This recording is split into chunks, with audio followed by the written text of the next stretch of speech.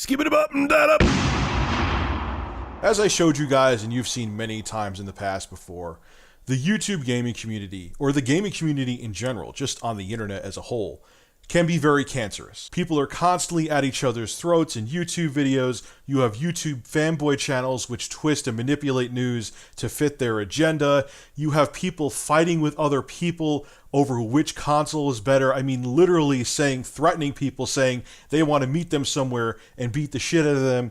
It's absolutely amazing what goes on over video games. Something that's supposed to be nothing more than entertainment and a hobby.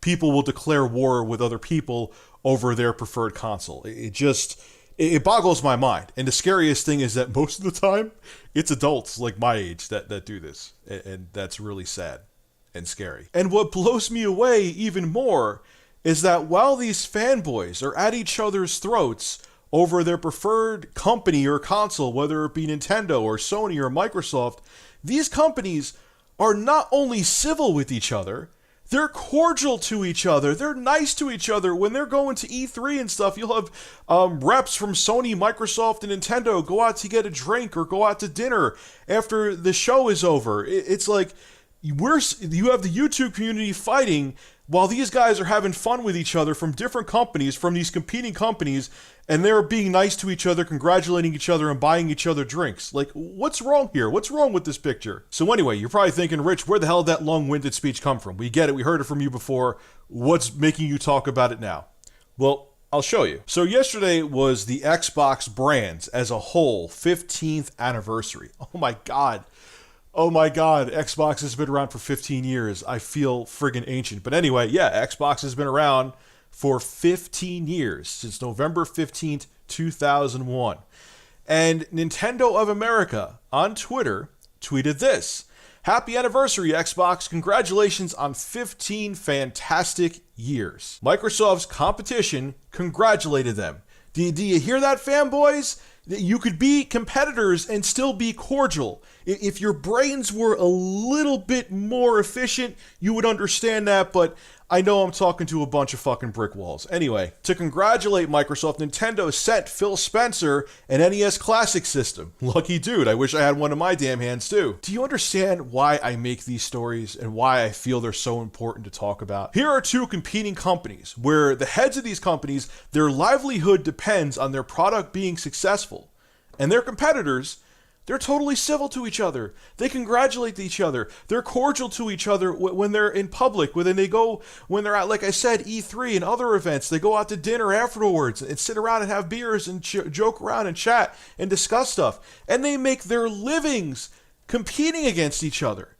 Why is it that they can be cordial and civil and have fun and congratulate each other and even send products as a way to congratulate a company for their 15th anniversary? Why can they do that? Yet the gaming community, grown men in the gaming community, act like fucking Neanderthals and are at each other's throats, and they're lying and purposely giving misinformation to manipulate people, to make their preferred console look better, and to manipulate their audience. Why?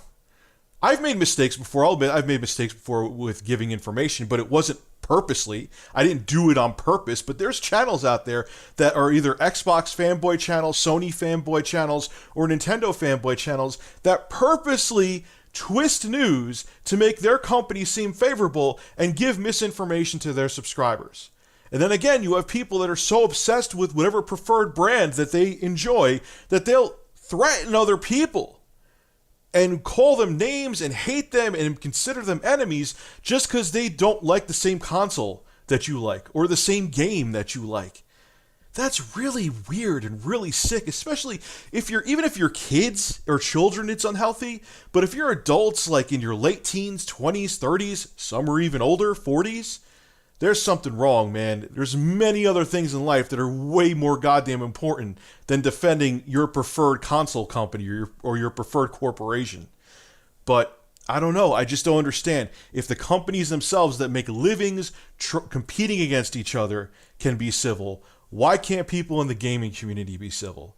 I know part of the reason is that a lot of these YouTube channels, their shtick is being a fanboy of Sony, Microsoft, or Nintendo, and that's how they get their views and subscribers. But it bothers me because when they do that, it keeps the poison moving forward. It keeps the fanboy war continuing, and it's not good. It's not funny when people are threatening to beat the shit out of each other over consoles. And especially, it makes it even less funny when it's grown-ass men doing it. It's just fucking video games, people. Grow the hell up.